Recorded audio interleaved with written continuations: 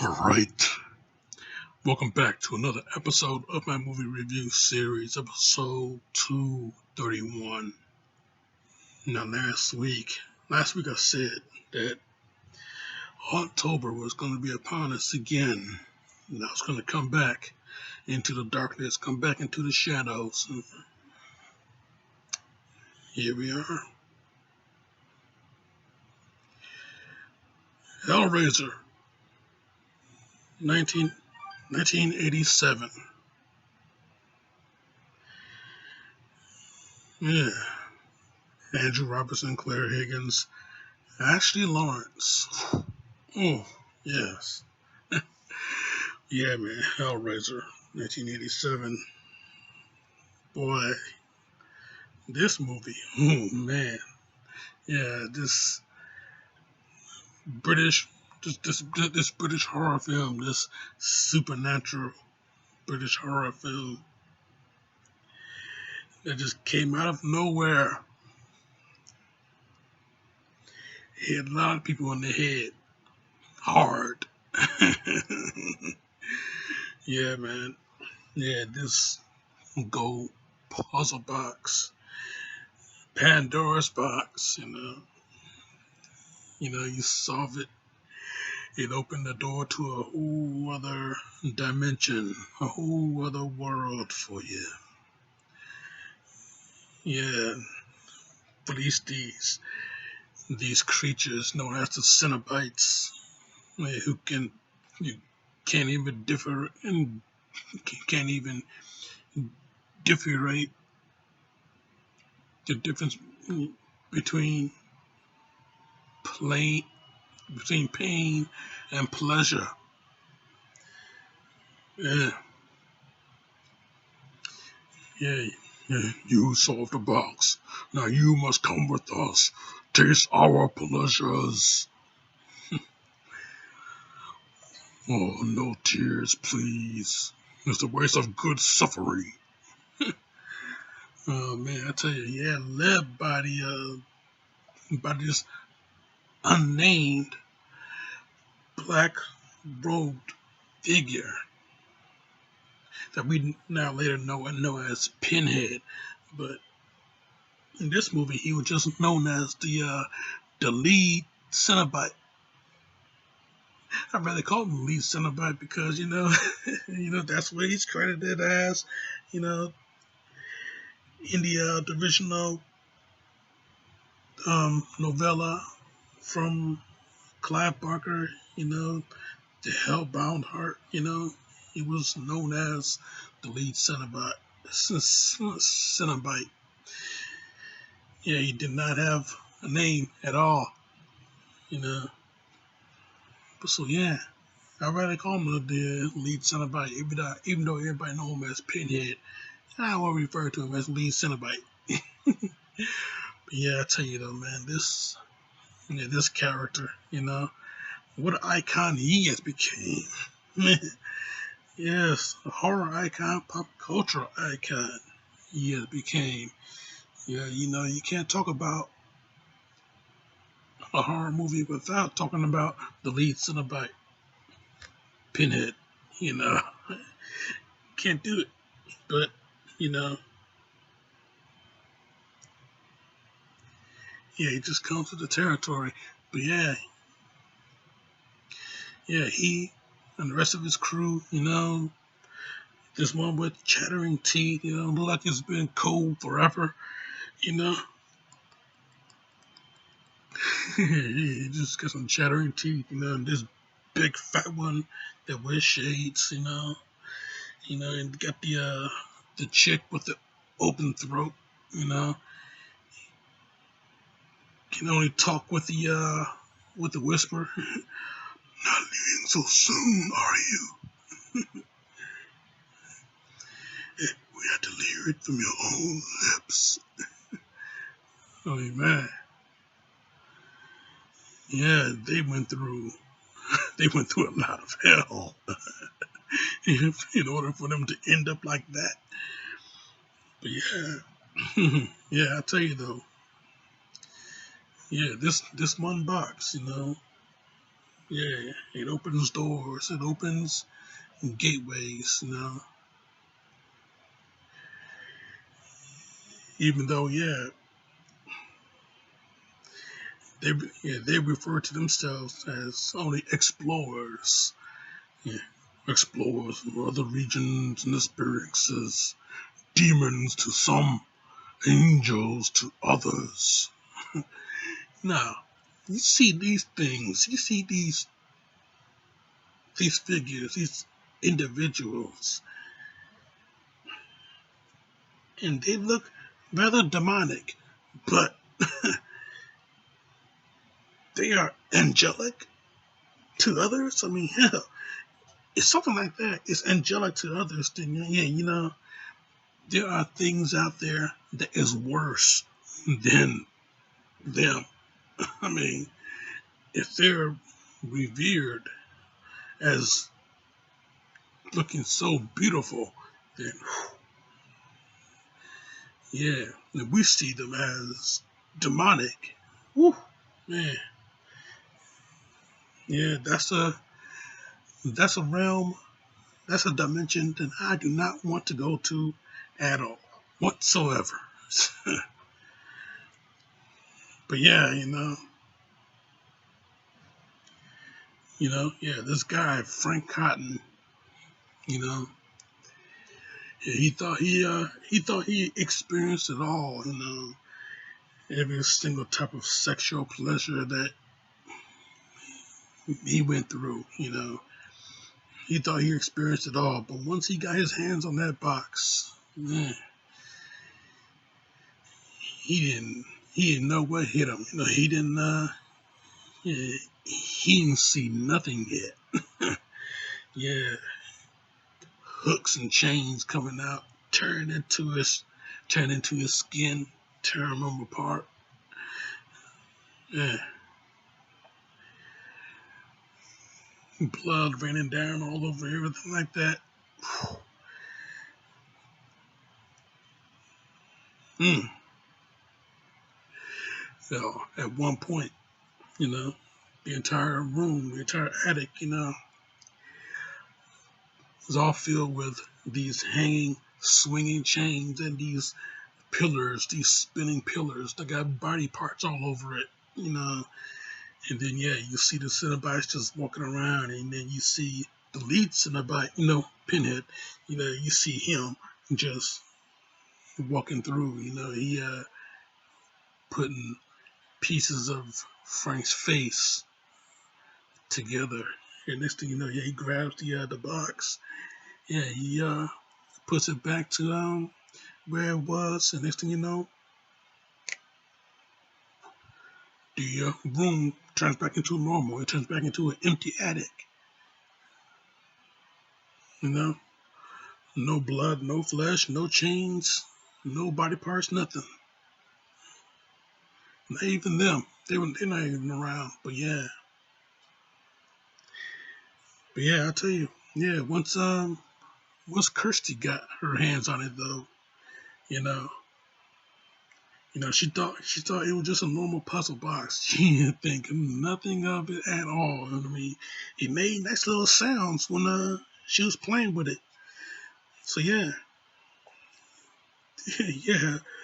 When that thing started to light up, yeah, open up the door, open up a wall, the wall opened up as a door, and she walked into it, walking through this tunnel, and she sees this big ass figure that looks like a person, but then in a shadow like a person, but then when it started to illuminate out of that shadow, it was this big ugly ass monster, arms up here, some arms down here, and the faces down there where the feet should have been. Yeah, so yeah, it started chasing her down the tunnel. Yeah, she was hot footing, man. She was running. Yeah, because her life did depend on it. But that sucker was on her heels, man.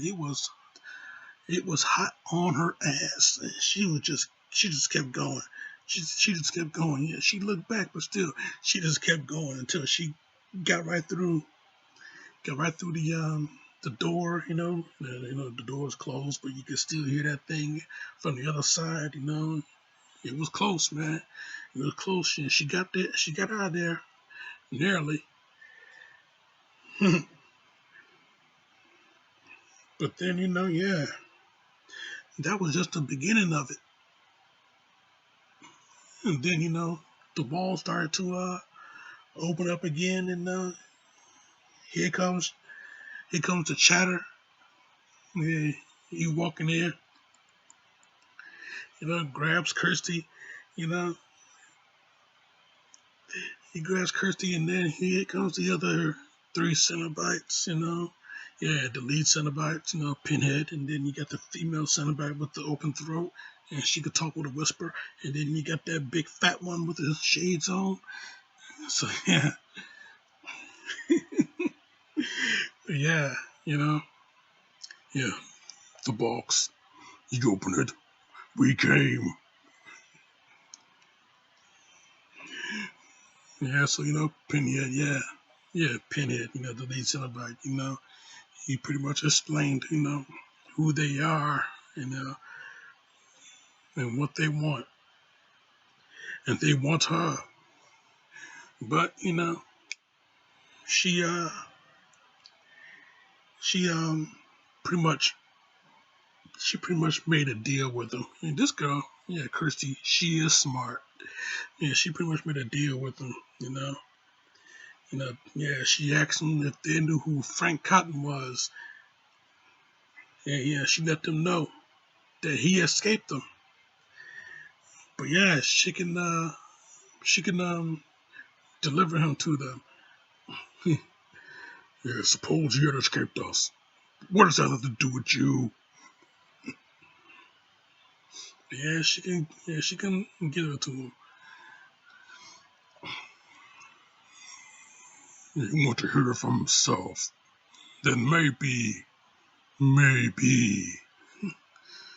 But if you cheat us, we'll tear your soul apart.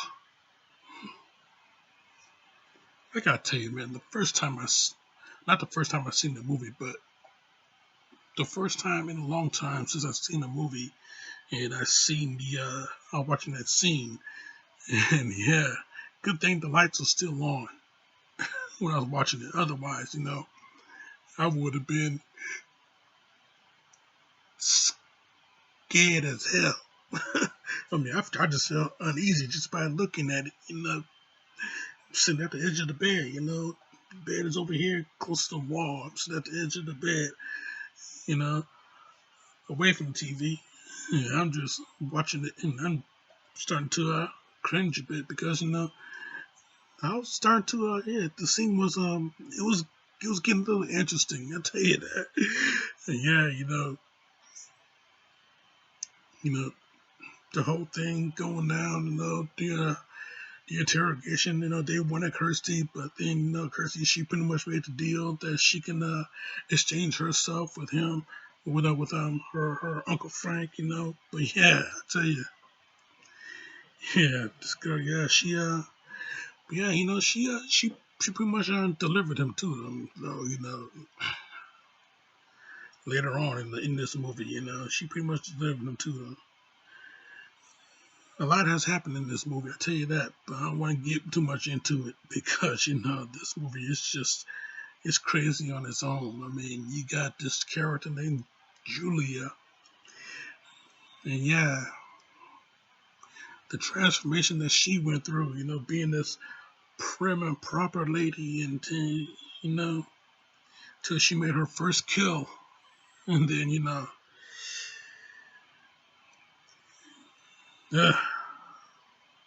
you can see in her eyes, because, she used to be involved with Frank. Yeah, you can see in her eyes that, her differentiation, uh, differential of pain and pleasure was starting to get a little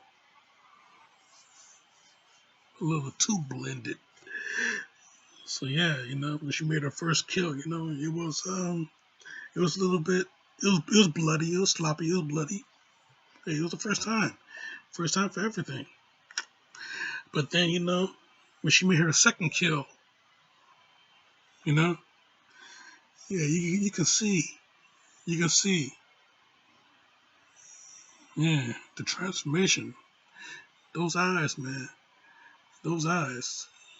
Claire Higgins got these daggers, these staring daggers for eyes, man.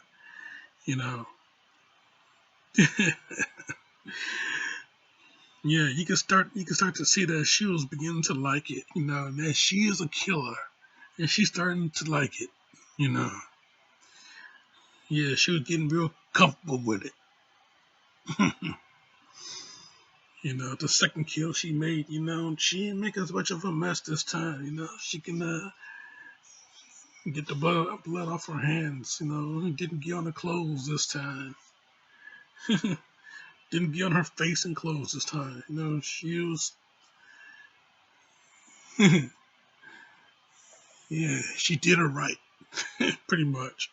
She was using the hammer, the same hammer. Yeah, she did it right.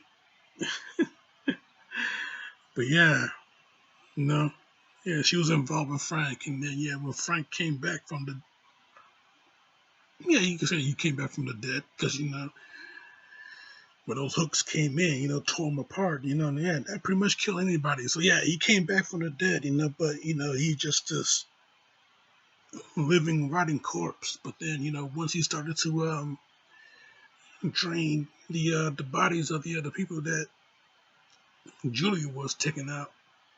When he started to drain them, he was restoring himself. He can feel again. He can taste again. He can walk again. He was getting strength back. So yeah, the only thing that he needs now is just skin, because yeah. So who did he get the guys from?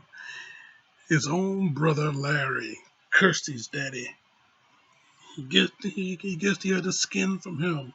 Yeah, so he kills his own brother, takes his skin. Now he and Claire, he and Claire Higgins' character Julia, he and Julia can be together once more.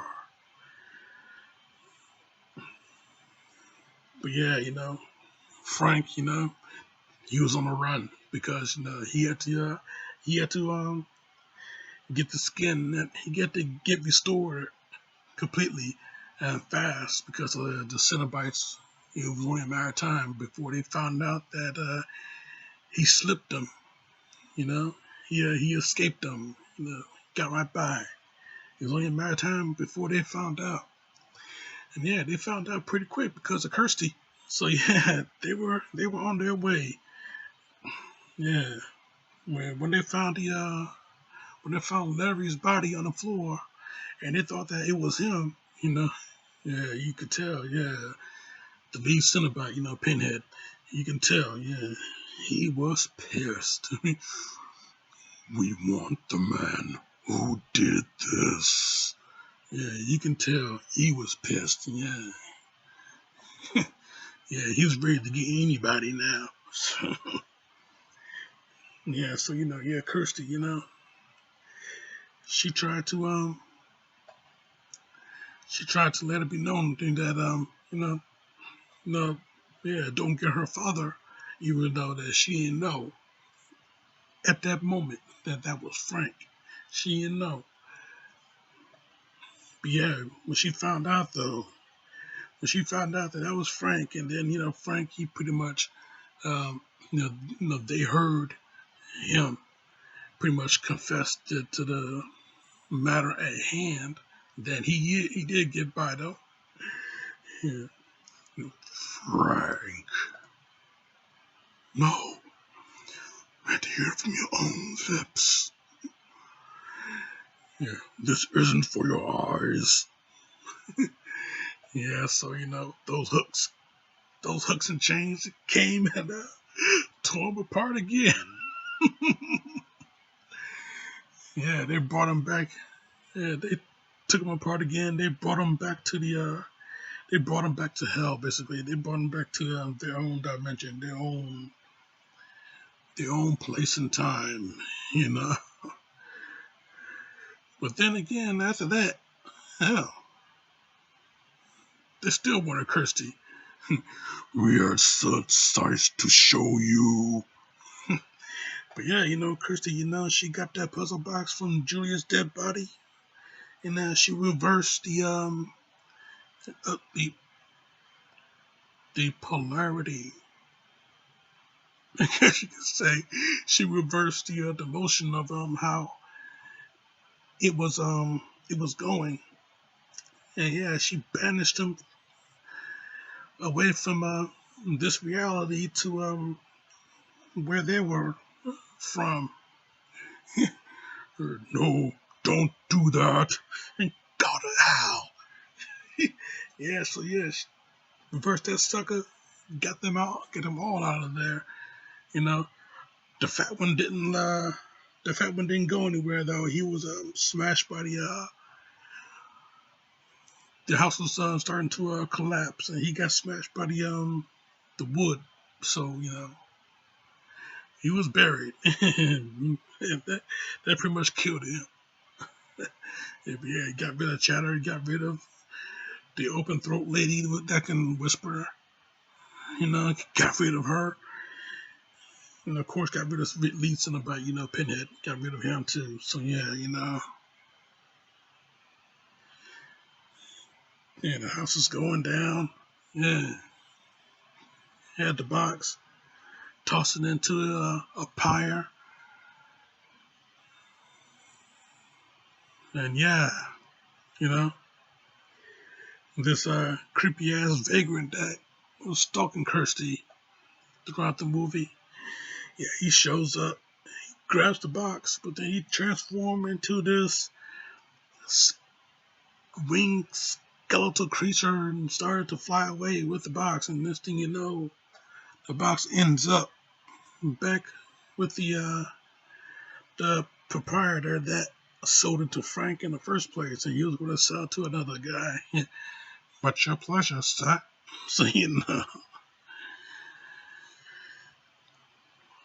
But yeah, like I said, man, a lot went on in this movie. But this movie is just it's one of my favorite films. It is one of my favorites, and I really do like this picture. Hellraiser. Mm, real, really different. It was very different, especially at that time, '87. I mean, hell, you saw nothing but slashers. You know, Freddy, Jason, Michael Myers, and then you get something very new, something very fresh, something from Clive Barker, written by him, directed by him, based off of a novella that was written by him. You get something from Clive Barker, and he pulled off a John Carpenter by putting top billing his name over the title, Clive Barker's Hellraiser. Yeah, he can see that this is something that was going to be very special. Yeah, indeed, this movie is something very special. It's not a perfect movie, but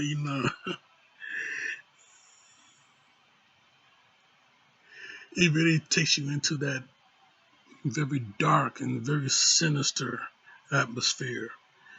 Christopher Young's score. It, it is very dark and very sinister. It is just so fucking awesome too. Yeah, this movie is fucking awesome. Hellraiser, fucking awesome. Yeah, introducing Ashley Lawrence as Kirsty. Introducing Ashley Lawrence. This is the most prettiest girl you would ever see. Man, smart, independent. Whew.